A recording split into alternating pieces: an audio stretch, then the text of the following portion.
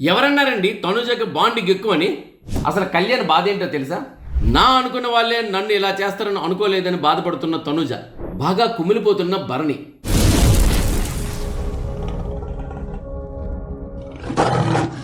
Hi hello నమస్తే, నేను మీ SS Patnaik. చూస్తూనే ఉండండి పేమ్స్ టీవీ. షేర్ చేయండి, లైక్ చేయండి, సబ్స్క్రైబ్ చేయండి, గంట సింబల్ గట్టిగా కొట్టండి, మర్చిపోకండి. ఇక బిగ్ బాస్ అప్డేట్స్ విషయానికి వచ్చినట్లయితే భరణి గారు అయితే బాధపడుతున్నారండి, ఒక విధంగా కుమిలిపోతున్నారని చెప్పుకోవాలి. ఏంటంటే భరణి గారికి ఒక వాయిస్ గుర్తొస్తుంది పదే పదే, నాన్న నేను ఎలాగైనా కెప్టెన్గా చూడాలి అని తన కూతురు అనే మాటలు. వాళ్ళ కూతురే కాదు, వాళ్ళ ఇంట్లో అందరూ తన కెప్టెన్ అవ్వాలని చూశారు, గురుగారితో సహా కాదు, మనందరం కూడా మ్యాక్సిమం భరణి గారు కెప్టెన్, అందరూ కెప్టెన్స్ అయ్యారు.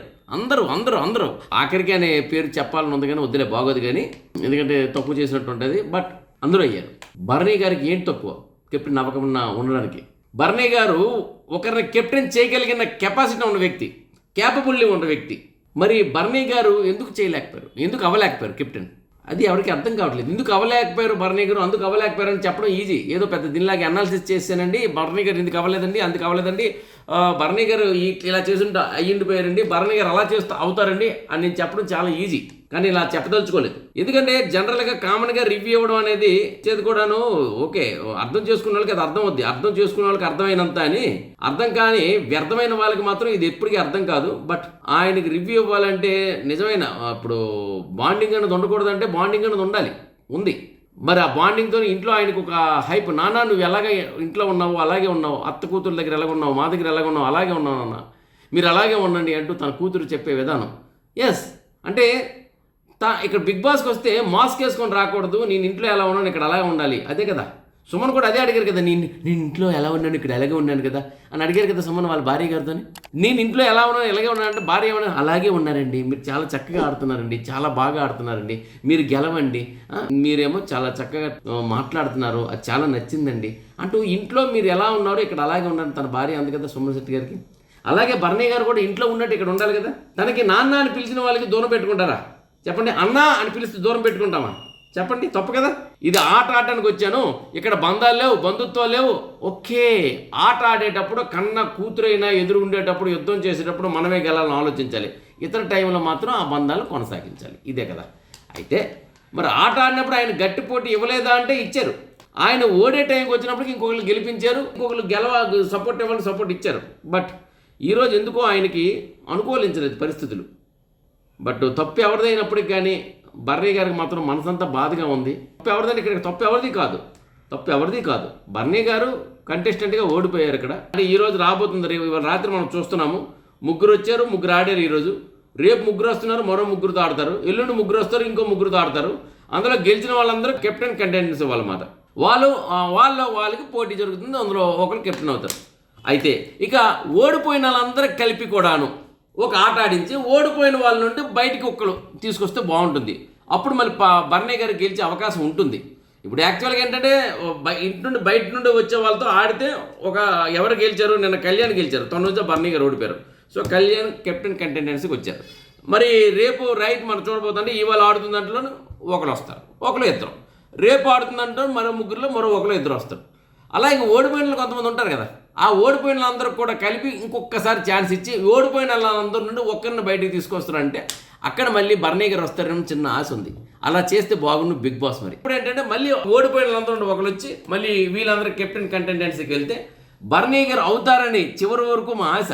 మరి భరణి గారు కెప్టెన్ అవ్వాలని ఎంతోమంది ఎదురు చూస్తున్నారు, మరి బిగ్ బాస్ కూడా ఎదురు చూస్తున్నారు. వాస్తవానికి బిగ్ బాస్ కూడా భరణి గారిని చేయకూడదని ఉద్దేశం ఉంటే మళ్ళీ తీసుకురారు, మళ్ళీ తీసుకొచ్చి ఆటలాడించి భరణి గారు ఎముకు మరి ఇరిగిపోయి అనొచ్చు, చిట్లు అనొచ్చు, పగిలింది అనొచ్చు, ఏమో అనొచ్చు, బ్రేక్ ఇచ్చిన తర్వాత మరి ఏదో సంథింగ్ అది డ్యామేజ్ అయిన తర్వాత వెళ్ళిన తర్వాత మళ్ళీ కోలుకునే వరకు మీరు రాకూడదని పంపించుకుంటే మళ్ళీ లోపల పంపించారంటే బిగ్ బాస్ కూడా టీముకి కూడా భరణి గారి మీద ఒక మంచి ఒపీనియన్ ఉంది.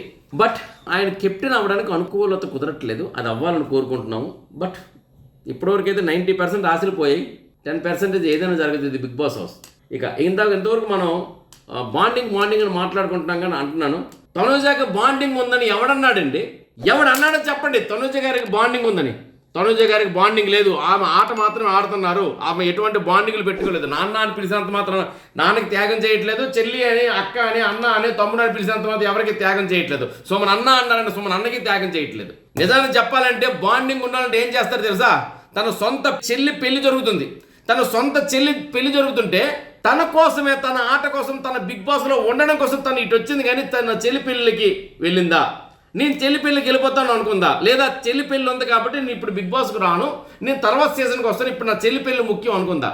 అంటే తప్పు అన్నా ఒప్పు అన్నాను, నేను మీకే విడిచిపెడుతున్నాను. బాండింగ్ అని పాపం అమ్మాయికి అందరూ బాండింగ్ అంటారు. నిజంగానే బాండింగ్ ఉంటే, ఫర్ ఎగ్జాంపుల్ నాకే బాండింగ్, నేను ఉన్నాను, నా తమ్ముడు పెళ్ళి, నా చెల్లి పెళ్ళి జరిగింది. చాలామంది అంటారు వీడికి అమ్మా నాన్నలు ఉన్నారా, అన్నాతమ్ములు ఉన్నారా, అక్క చెల్లెళ్ళు ఉన్నారా, కూతుర్లు ఉన్నారా, కొడుకులు ఉన్నారా అని కొంతమంది కామెంట్లు చేస్తారు. వాళ్ళందరూ కూడా చెప్తున్నాను, నిజంగా నా వాళ్ళకి పెళ్ళిళ్ళు జరిగితే, నా వాళ్ళకి ఏమైనా మంచి చెడు జరిగితే, నా వాళ్ళకి ఏమైనా ఒక శుభకార్యాలు జరుగుతుంటే నేను ఆ టైంలో అక్కడే ఉంటాను.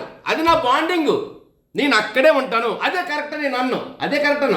నా బాండింగ్, నా వాళ్ళకి, నా చెల్లికి పెళ్లి జరుగుతుంటే నేను నా చెల్లి పెళ్లికి, నాకు అక్కడ ఎంత రాని నా చెల్లి పెళ్ళే నాకు ముఖ్యం. ఎందుకంటే చెల్లెల పెళ్ళిని నేను చూడాలి, నా చేతుల మీద నేను జరపాలి. అది నా బాండింగ్.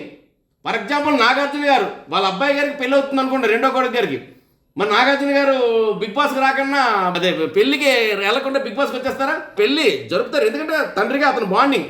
మరి అదేవిధంగా అంటే అన్నాను, మరి నేను అంటే ఇది బాండింగ్ అంటే ఇది బాండింగ్ అయితే ఇదే కరెక్ట్ అని నన్ను. ఆమె ఒక్కొక్కరికి ఒక్కొక్క వెర్షన్ ఉంటుందండి. మరి సొంత చెల్లెల పెళ్ళిని కూడా ఆమె అంత ఓకే, చెల్లి పెళ్ళయింది, తను బాధపడింది, ఏడ్చింది, చీర జాకెట్ ఇచ్చింది, పంపించింది, నా ఆట నాదే అనుకున్న ఆటకు ఉన్న వ్యక్తి లోపలికి వచ్చిన ఆమెను ఎందుకు బాండింగ్ పెట్టుకుని ఆమె ఎదుటివాడిని ఓడిస్తుంది? ఆమె ఎందుకు ఓడిపోద్ది? ఎదుటివాడిని ఓడిస్తుందేమో కానీ ఆమె ఓడిపోదు. ఆమె గెలవాలనే ప్రయత్నం చేస్తుంది, గెలవచ్చు గెలపోవచ్చు. సో చాలామంది అంటున్న వాళ్ళకి ఏంటంటే వీళ్ళకి బంధువులు ఉన్నారా, ఎవరైనా రివ్యూస్ నేను చూస్తుంటాను, వీడికి అక్క చెల్లెలు ఉన్నారు, అన్నదమ్ములు, ఎస్ ఉంటే మాత్రం మరి బాండింగ్ అంటే బాండింగ్ ఉండి వీడికి ఏం తెలుసు అంటారు.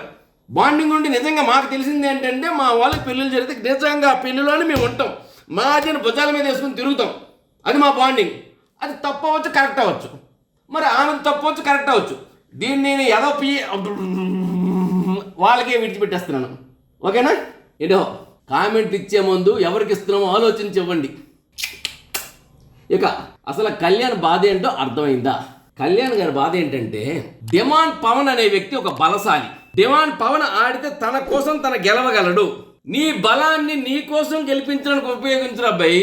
మేము మా మానాన్ని మేము ఆడుతున్నాం, మేము గెలవాలని మా ప్రయత్నాలు చేస్తున్నాం. మేము గెలవాలని ఆడేటప్పుడు నీ బలాన్ని నీ కోసం ఉపయోగించకుండా నువ్వు వేరే వాళ్ళకి ఉపయోగించి వాళ్ళని నువ్వు సపోర్ట్ చేస్తూ వాళ్ళని కెప్టెన్లు చేస్తున్నావో, ఆటలు గెలిపిస్తున్నావో, ఏం చేస్తున్నావో తెలియట్లేదు కానీ వాళ్ళని చేస్తున్నావు. నీ సపోర్ట్ మాకు రావట్లేదు. ఓకే, అలాగే నీ సపోర్ట్ ఇంకొకరికి కూడా ఎలాగైనా ఉంటే బాగుండు. అంటే వాళ్ళ దృష్టిలో మాకంటూ నువ్వు సపోర్ట్ ఇస్తే మేము ఎక్కడో ఉంటాం. బలం లేని వ్యక్తులు కూడా నువ్వు సపోర్ట్ ఇచ్చి ఎక్కడో కూర్చోబెడుతున్నావు కదా. మరి అలాంటప్పుడు ఎంత కష్టపడినా మా కష్టం వృధా పోతుంది కదా. మేము మా కష్టం పడని వాళ్ళు నిన్నొక్కసారి బాండింగ్ పెట్టుకుంటే ఆ బాండింగ్తో వాళ్ళని ఎక్కడో కూర్చోబెడుతున్నాం. ఎంత కష్టపడినా మా కష్టం వృధాగా పోతుంది. కాబట్టి మా కష్టానికి ఫలితం లేకుండా పోతుంది. లేదు, నీ బలంతో నువ్వు వాడు, నువ్వు గెలు. కానీ నువ్వు గెలవకుండా మమ్మల్ని గెలిపించకుండా బలహీనులను నువ్వు గెలిపిస్తున్నావు. నేననే మాట కాదది కళ్యాణ్ గారి తాలూకా. ఆయన ఒక్కరిదే కాదు, చాలా మందిది కూడా మైండ్లో అదే ఉంది. బలహీనులు బలవంతులని ఎవరిని కామెంట్ చేయట్లేదు. వాళ్ళు అంటే ఇక్కడ ఎలా పోర్ట్రేట్ అవుతుందంటే వాళ్ళ తాలూకా దెబ్బలాటలు చూస్తే క్లియర్గా చూసి రివైండ్ చేసుకుని చూడండి, అక్కడ కనిపిస్తుంది అదే, మనసులో ఉన్నది అదే, అది సైకలాజికల్గా ఇంతే. దీనికి మరి కామెంట్లు ఏమైనా ఇచ్చుకుంటే మీ ఇష్టం, దానికి నేనేం అబ్జెక్షన్ లేదు. ఇంకా ఈరోజు మరో కొత్త ముగ్గురు వస్తున్నారు, మరో కొత్త ముగ్గురుతో ఆడుతున్నారు. అందులో ఎవరు ఆడతారో చూడాలి. ఇప్పటివరకు నిన్న బర్నీ గారు, తనుజ గారు, కళ్యాణ్ గారు ఆడడం జరిగింది. అందులోనే కళ్యాణ్ గెలవడం, బర్నీ గారు, తనుజ గారు ఓడిపోవడం జరిగింది. ఆ తర్వాత మరి ఇప్పుడు సుమన్ గారు, దివ్య గారు, సంజన గారు, ఇమాన్యుల్ గారు, రీతు గారు, పవన్ గారు, వీళ్ళు 6 ఉన్నారు. ఈ 6 కూడాను ఈరోజు ఒక ముగ్గురు ఆడతారు, రేపు ఒక ముగ్గురు ఆడతారు. మన రాత్రి ఫస్ట్ ముగ్గురు చూస్తాం, రేపు రాత్రి సెకండ్ ముగ్గురు చూస్తాం, తర్వాత థర్డ్ ముగ్గురు చూస్తాం. ఫైనల్గా ఎవరు ఆడతారు, ఎవరు గెలుస్తారు అనేది చూద్దాం. మరి ఎవరు గెలుస్తారో ఏంటో, కెప్టెన్ ఎవరు అవుతారో ఏంటో, చివరి కెప్టెన్ ఇంకా కాలం నిర్ణయిస్తుంది. మరిన్ని అప్డేట్స్తో మళ్ళీ నేను మీ ముందు ఉంటాను. అంతవరకు సెలవు, నమస్కారం. నేను మీ ఎస్ఎస్ పట్నాయక్. చూస్తూనే ఉండండి పేమ్స్ టీవీ. షేర్ చేయండి, లైక్ చేయండి, సబ్స్క్రైబ్ చేయండి, గంట సింబల్ గట్టిగా కొట్టండి.